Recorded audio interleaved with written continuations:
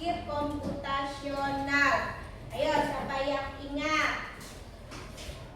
Nah, yang pertama ada ya algoritma, kemudian dekomposisi,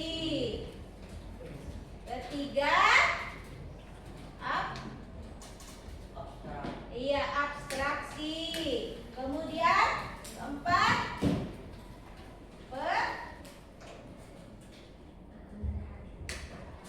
pemilihan pola. Itu ada 4. Nah, di sini ya.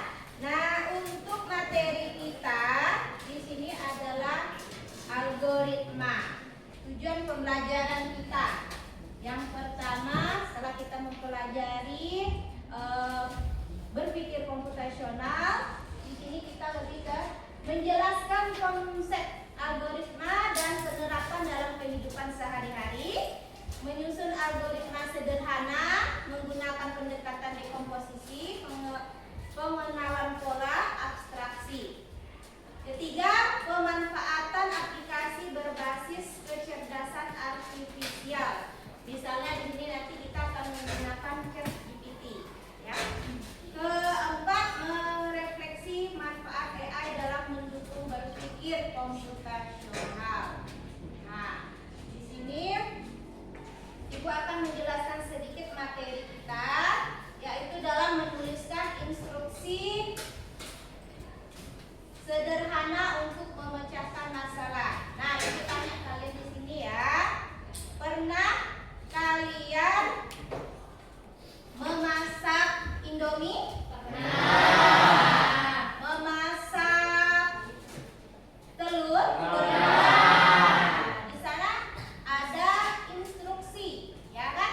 Ada langkah-langkah yang harus kalian lakukan. Itu sebenarnya sudah kalian lakukan, berpikir komputasional dalam kehidupan sehari-hari. Nah, di sini instruksi itu apa sih? Nah, di sini adalah instruksi adalah petunjuk atau langkah-langkah yang harus diikuti untuk mencapai suatu tujuan. Nah, instruksi. Kemudian menulis instruksi sederhana untuk memecahkan masalah itu ciri-cirinya itu harus jelas dan spesifik. Jadi ketika kamu memberi instruksi tidak boleh rancu. Dia harus jelas dan spesifik. Kemudian ciri-ciri instruksi yang baik itu harus urutannya tepat, langkah-langkahnya tepat, tidak bertele-tele dan konsisten, ya, sehingga orang yang kalian beri instruksi itu paham apa yang kalian inginkan, apa yang ingin kalian sampaikan dalam instruksi tersebut.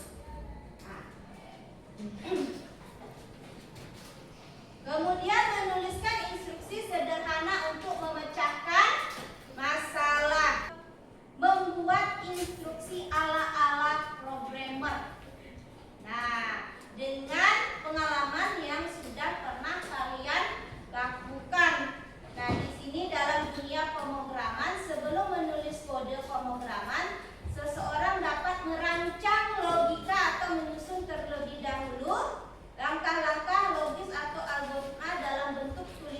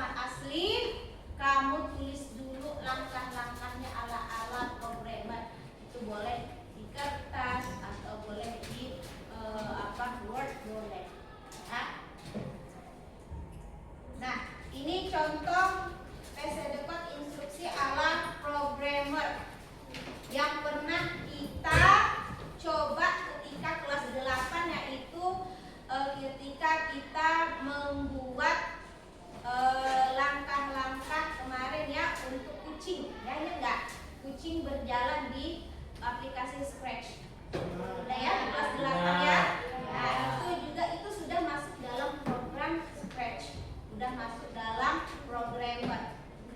Ya. Nah, ini contohnya setelah menyusun PSD code, selanjutnya ditransformasikan di Scratch menjadi visual programming. Ya. Oke, sudah pernah kita lakukan. Oke, di sini materi sudah Ibu sampaikan. Ibu akan memberikan studi kasus. Nah, studi kasus. Sekolah akan menggunakan aplikasi pembelajaran online. Bagaimana membuat algoritma login yang aman dan efisien agar semua siswa bisa menggunakan tanpa kesulitan. Nah, bagaimana cara login aplikasi? Siapa yang tahu? Login masuk dalam aplikasi. Yakin kalian di sini sudah pernah ya mempraktekkan login ke aplikasi pembelajaran. Yuk, siapa? Ya? Menggunakan email. Memasukkan kode-kode. Apa itu? Saya password. Kemudian setelah klik nama, klik password, kemudian start atau login. Ada yang start, ada yang login. Oke, semuanya sudah pernah. Nah, sekarang apa yang mungkin ya terjadi? Ya, masalah yang mungkin terjadi ketika kamu login di aplikasi pembelajaran. Ya, apa? Kesalahan? Iya, kesalahan password. Apa lagi? Ya? Iya, tidak mengenal kode tadi. Mungkin ada salah di bagian kode, salah di bagian nama atau email.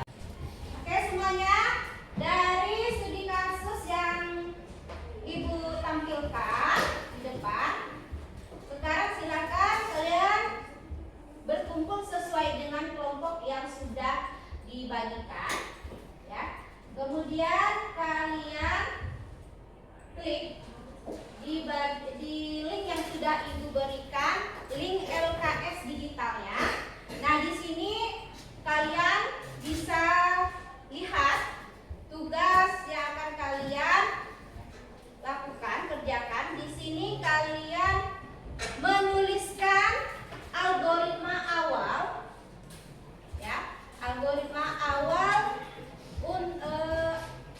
untuk membuka aplikasi pembelajaran.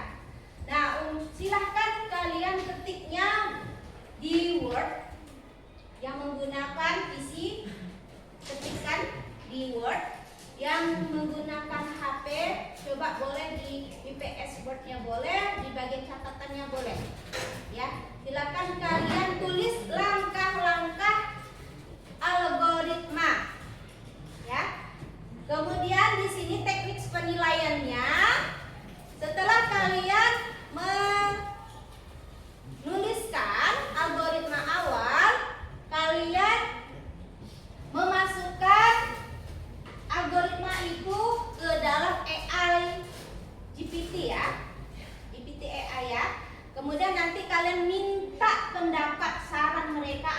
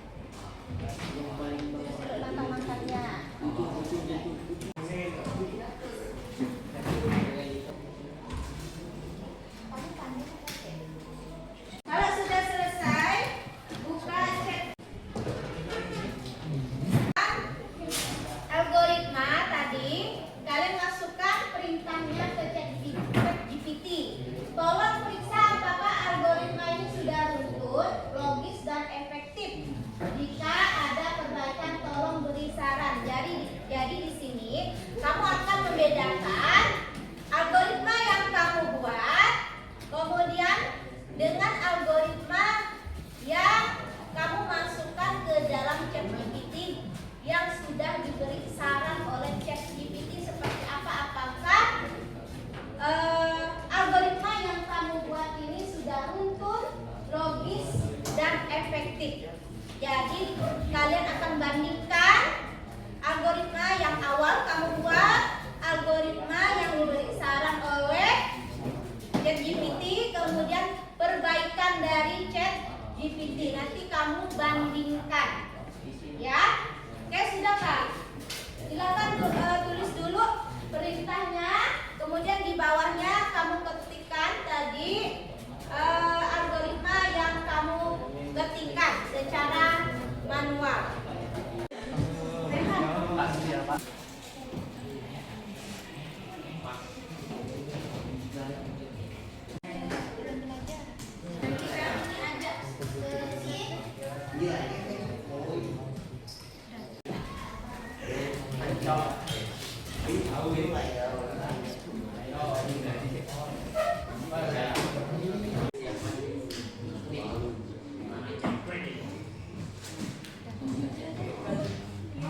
Itu masukkan hasil kamu yang di ChatGPT. Masukkan ini untuk penilaian formatiknya. Kalian masukkan langkah-langkah algoritma yang sudah kalian tulis dan sudah kalian masukkan ke ChatGPT. Kalian masukkan ke dalam LK digital yang sudah Ibu kirimkan linknya. Silakan kelompok 1 mempresentasikan hasil kelompoknya untuk penulisan algoritma. Oke, silakan dalam memasukkan dalam melogin aplikasi pembelajaran. Oke, silakan kelompok 1 untuk mempresentasikan hasil kelompoknya. Yang lain silakan dilihat, nanti diberi tanggapan dari kelompok 1, ya. Masukkan perbaikan untuk langkah-langkah membuka aplikasi pembelajaran online menggunakan bahasa baku dan. Oke semuanya, setelah presentasi dari kelompok 1, silakan tanggapan dari kelompok yang lain. Silakan. Karena sudah dimasukkan ke ChatGPT, jadi rutenya sudah sistematis. Oh ya, setelah kamu lihat di sini, ini sudah sesuai. Hasil dari kelompok kamu di situ ada soal-soal yang harus kalian isi. Silakan masukkan jawabannya saja di LK digital yang sudah Ibu berikan. Oke, apa yang kalian pelajari pada hari ini setelah kita mempelajari tentang algoritma dan AI? Membantu saya dalam melakukan pembelajaran dan juga Ya.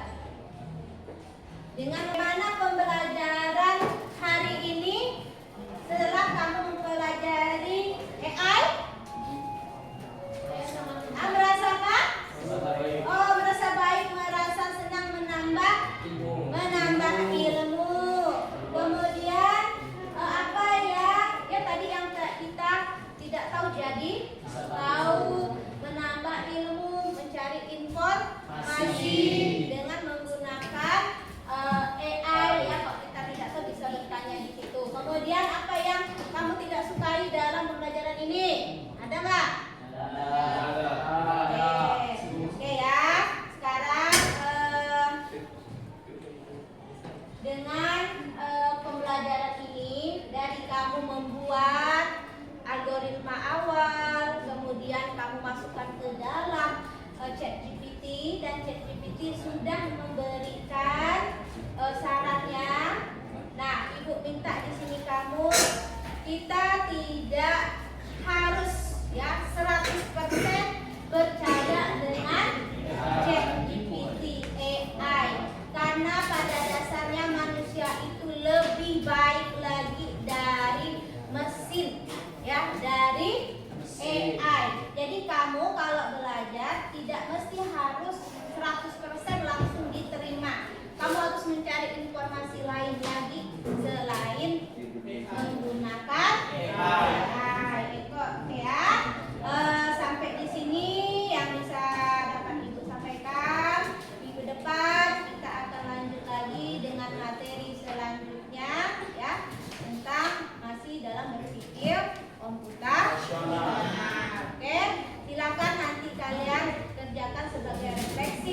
sebagai penilaian formatif. Silakan dikirim ya. Kalau